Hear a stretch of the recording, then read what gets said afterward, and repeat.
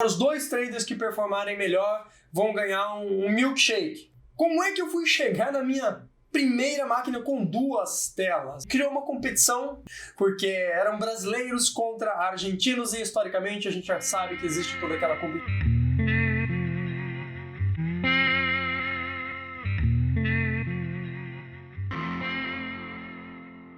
Agora eu preciso explicar o porquê que eu tenho essa máquina, qual que é a história, né? Hoje eu estou com 8 monitores.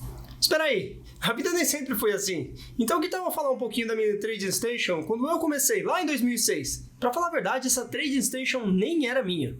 Vamos voltar à história e lembrar que eu sou formado em Física pela USP, não tem nada a ver com o mercado financeiro, mas desde muito cedo eu tinha vontade de trabalhar no mercado, porque eu tinha um primo que era operador de pregão, aqueles caras que ficavam gritando lá com aqueles telefones no ouvido, então eu tinha vontade de atuar no mercado financeiro. Inclusive, eu escolhi Física porque eu sabia que existia uma área dentro da Física chamada Econofísica, em que se aplica conhecimentos de cálculos, de fenômenos não lineares estudados na física, porém na economia, mais precisamente no mercado financeiro. Inclusive, comecei um mestrado em Econofísica pela Unesp, pelo Instituto de Física Teórica da Unesp, mas acabei abandonando por quê?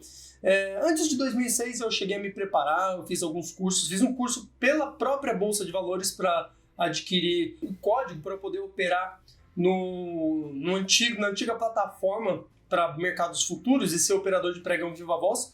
Nunca exerci isso de fato. E é o fato que em 2006 eu fui chamado para uma entrevista, para uma mesa de traders. Uma mesa de traders gringa que operava no mercado da Nasdaq e basicamente na Bolsa de Nova York. E estava chegando em São Paulo, estava precisando de trainees. Foi aí que toda a minha história começou, em meados de 2006, junho de 2006, mais ou menos.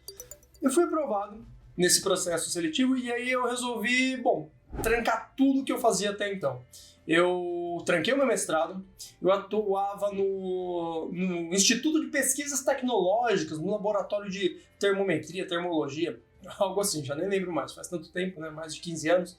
E eu simplesmente atravessei a ponte e botei fogo nela e decidi que era no mercado onde eu ia estabelecer a minha vida. Então foi assim que eu comecei, dentro de uma mesa. Lá eu recebi treinamento, eu recebi dinheiro, o dinheiro que eu operava era do fundo da mesa, né? Eu recebi diversos tipos de orientação, tinha plataforma profissional de operações e, sobretudo, eu tinha equipamento, os caras me deram uma máquina. Não era assim uma máquina, né, comparado ao que a gente tem hoje. Vale lembrar que lá em 2006 os monitores normalmente eram de tubo, tá? Aquele monitor cabeçudo, pesado. E a tecnologia LCD, que eram os monitores mais fininhos, estava começando na época. Vale lembrar que naquela época as telas eram mais quadradinhas, né? Não eram essas wides que a gente tem hoje em dia. E depois a tecnologia LCD morreu e hoje em dia os monitores que nós temos normalmente são de LED. Enfim, a minha primeira máquina, então, era uma máquina relativamente simples comparado ao que as pessoas possuem hoje em dia. Contudo, aquela máquina ela me supria para fazer as minhas coisas básicas. Lá eu conseguia ver o fluxo do mercado. Vale lembrar que essa foi a primeira técnica que eu aprendi, tape reading. Então cabia lá algumas janelinhas de book de ofertas, times and trades. Eventualmente eu tinha que sobrepor uma tela de pesquisa na internet, mas via de regra eu conseguia me virar bem com relação àquilo que eu tinha. Como é que eu fui chegar na minha primeira máquina com duas telas? É uma história bem interessante, porque o escritório onde eu comecei a atuar tinham lá 10 trainees, todo mundo ali numa maquininha com uma tela igual a minha, e os 2 gestores do escritório eram traders profissionais, cada um deles tinha uma máquina ali com 2 telas, se eu não me engano. E, poxa, aquilo lá era como se eu estivesse pilotando um kart e eu olhando o cara pilotando o carro de Fórmula 1. Eu queria um dia pilotar aquele carro de Fórmula 1. E eis que os 2 gestores conseguiram 2 máquinas, cada uma delas com 2 telas. Mas tinham 10 trainees. E aí, para quem que os caras iam dar aquelas máquinas? Bom, então ficou decidido no escritório uma competição saudável. Os 2 trainees, traders, que tinham os melhores resultados do dia. No dia seguinte, eles podiam se sentar naquela máquina com 2 telas. Então, assim se iniciou uma competitividade interna no escritório muito boa, muito saudável. Isso fez com que as pessoas até desenvolvessem mais gana para fazer dinheiro. E eu mesmo era um deles, que estava louco para fazer grana e sentar na mesa, performar bem, para poder ter direito ali às duas telas. Então, com alguma frequência, eu era um dos dois caras que estavam lá. Isso me deixava bastante feliz, me dava mais confiança para eu seguir me dedicando àquilo que eu vinha fazendo. E os donos do escritório, eles perceberam isso, eles perceberam que aquela energia, aquele entusiasmo, aquela competitividade, né, era saudável. E o que eles começaram a fazer? Até a hora do almoço, os traders que performarem melhor, os dois traders que performarem melhor, vão ganhar um milkshake. Então, não era mais nem pelo milkshake em si, porque você podia ir lá e ligar e mandar o delivery e entregar. Era pela competitividade de dizer, poxa, eu ganhei um milkshake porque eu performei bem na primeira metade do dia. E foi legal que a brincadeira ela se estendeu. Por quê? A nossa filial, esse escritório que a gente trabalhou, a empresa inteira chamava Swift Trade, a mesa de operações. Foi a maior mesa de traders que já existiu até hoje no mundo inteiro. Tiveram presença em mais de 40 países e tiveram mais de 20 mil traders trabalhando simultaneamente pelo mundo. Isso há 15 anos atrás. Esses caras eles tinham escritório em diversos lugares. No Brasil chegaram a ter escritório em Curitiba, São Paulo e Rio de Janeiro. E eles tinham escritório em Bogotá, por exemplo, eles tinham escritório em Buenos Aires, em Haifa, Israel, em diversas cidades pela Europa. E aí, o que o gestor fez? Ele criou uma competição de net, quem fazia mais grana, do escritório de São Paulo contra o escritório de Buenos Aires. Aí a brincadeira ficou diferente, aí a porra ficou séria.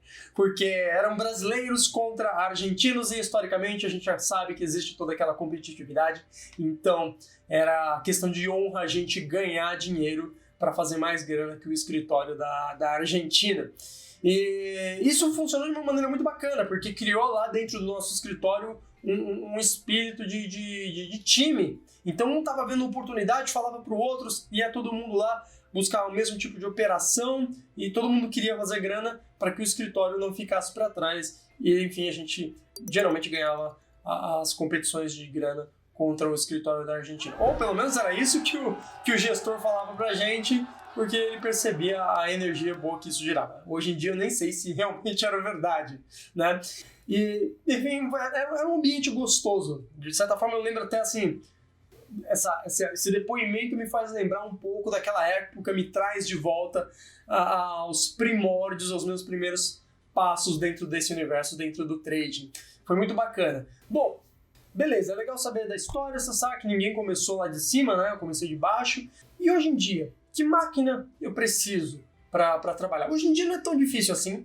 Eu sempre digo, uma das coisas mais básicas de você montar, geralmente é comprar um notebook, porque o notebook ele não sofre com oscilação de energia, porque ele tem uma bateria própria, e a maioria dos notebooks já tem uma saída para uma tela extra. A maioria tem a saída, geralmente já é HDMI. Então um notebook com processador i5, nem precisa ser o de última geração, ele dá conta tranquilamente, porque as plataformas de trading elas não exigem muito do processamento do seu computador. As plataformas de trading, na verdade, elas precisam de uma internet estável. Então é importante que a internet seja cabeada, o Wi-Fi pode sofrer algumas interferências, algumas oscilações, então a internet cabeada ela pode ser uma boa. E um notebook ele dá conta, né? Mas eu prefiro torre. Eu prefiro torre, tá? Eu prefiro montar um desktop ali. Basicamente, você não vai precisar de um monte de penduricalho que a galera coloca no computador. Você não precisa de entrada para CD, DVD, você não precisa de uma placa de som elaborada, a menos que você espere assistir filmes no seu computador, né? E a placa de vídeo, a ideia é comportar muitas telas e não necessariamente com uma mega de uma qualidade, como é o caso de quem joga game pelo computador. Então, assim, placa para você colocar 2 monitores, existem várias. Eu comentei no vídeo anterior qual era a placa que eu vinha utilizando. Hoje em dia tem placas até mais modernas, talvez até com custo-benefício melhor, né? Dado que a minha última máquina eu montei ali uns 3, 4 anos atrás, então já deve ter placa com custo-benefício melhor. Mas enfim, a ideia é que a máquina para trading ela não é uma coisa assim de última geração em termos de processamento. Então ela, de certa forma, ela é acessível. Agora, É preciso ter 8 telas igual eu tenho? Não, você não precisa ter 8 telas. Dá para trabalhar bem com 2 telas. Né? Eu acredito só que uma tela apenas é muito pouco. E assim, o tanto de dinheiro que você investe para ter uma tela a mais vale muito a pena. É pouco dinheiro para muito benefício. Esse é o único ponto. Né? Dá para sobreviver com uma única telinha? Dá. Dá para sobreviver tranquilamente com uma única telinha. Tudo depende muito da sua necessidade, o que você opera, como você opera, que técnicas você utiliza. Mas é fato que hoje em dia o que não falta é recurso para você se tornar um bom trader, tá? Aproveita essa vantagem que você tem, porque quando eu comecei, tudo que eu mais queria era ter acesso a esse tipo de recurso. E por falar nisso, qual que é o grande problema de hoje em dia? Não é o acesso a maquinário bom, o acesso a corretoras, a produtos de investimentos. Eu diria que o maior problema que um trader enfrenta hoje em dia é um problema de informação. E não porque falta informação. Na verdade, tem muita desinformação, tem um excesso de informação, inclusive informação de péssima qualidade, inclusive informação maldosa, informação feita para te enganar e arrancar o seu dinheiro, muitas vezes de maneira ilícita. Isso me faz lembrar de algumas outras histórias bem interessantes, linkadas com o que a gente vive hoje em dia, mas o papo já se estendeu demais, então eu deixo isso para o nosso próximo papo, nosso próximo encontro aqui no Conta Real. Maravilha? Forte abraço e a gente se vê na próxima semana.